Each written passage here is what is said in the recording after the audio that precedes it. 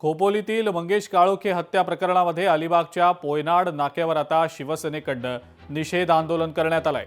जिल्हा प्रमुख राजा केणी यांच्या नेतृत्वाखाली हे आंदोलन करण्यात आलं।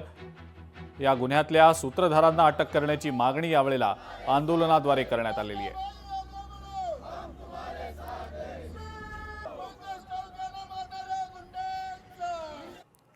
शिवसेनेचे ज्येष्ठ नेते सामाजिक कार्यकर्ते मंगेश काळोखे यांची जी निर्गुण हत्या करण्यात आली, त्या हत्येमागील जे सूत्रधार कोण आहेत आणि जे आरोपी आहेत त्यांना तात्काळ अटक होऊन त्यांना फाशीची सजा व्हायला पाहिजे।